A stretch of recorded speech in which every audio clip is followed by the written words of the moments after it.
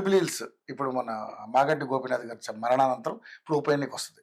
కానీ ఇక్కడ సెంటిమెంట్ కూడా ఉంటుంది కదా. మరి ఉప ఎన్నిక విషయంలో మరి జూబ్లీహిల్స్‌కు సంబంధించి ఏదైతే మాగంటి గోపీనాథ్ గారి కుటుంబానికి సంబంధించి వాళ్ళు మిస్ చేసుకోలేకపోతే వాళ్ళ అబ్బాయికో సీట్ ఇస్తే ఆ సెంటిమెంట్ వర్కౌట్ అయ్యి ఇక్కడ ఆ పార్టీ గెలిచే అవకాశం ఉంది. మీరు ఇందాక కాంగ్రెస్ పార్టీ స్ట్రాంగ్గా ఉంది, ఎందుకంటే అజారుద్దీన్ ఆల్రెడీ పోటీ చేసి మంచి మెజార్టీ సాధించాడు. ఇక్కడ ఎంఐఎం కూడా స్ట్రాంగ్గా ఉంది అని చెప్పేసి మాట్లాడారు.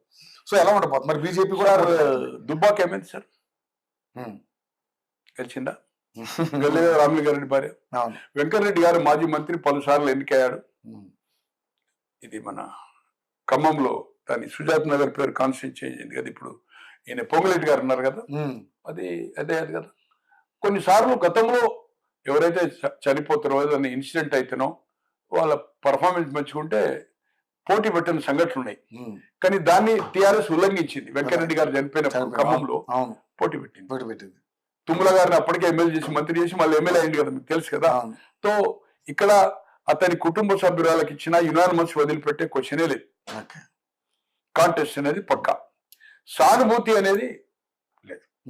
నేను అనుకుంటున్నా గోపి గారు 3 సార్లు గెలిచినా అంత అగ్రెసివ్ గా పాలిటిక్స్ లో ఏదైతుందో మ్యాన్ టు మ్యాన్ లేదు అతను. ఇదే ఇక్కడ బార్న్ కావచ్చు, స్థానికంగా నగర్ లో బార్న్ కావచ్చు, సెటిలర్స్ ఓట్లు కూడా ఎక్కువని. బట్ నాకుండేది BRS third, BJP and Congress fight ఉంటుంది.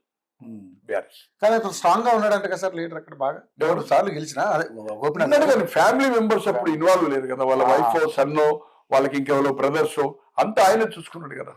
సో ఆ నెట్వర్క్ ఉండదు. తర్వాత బీఆర్ఎస్ గ్రాఫ్ కూడా ఏదైతుందో లేదు.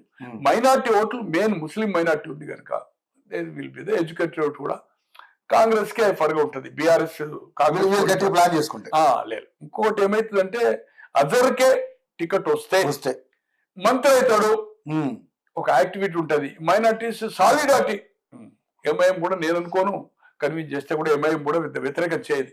మన ఒక మైనార్టీకి ఒక రిప్రజెంటేషన్ కూడా దొరుకుతుంది కదా, ఒక వాయిస్ కదా, ఒక పర్సనాలిటీ కదా.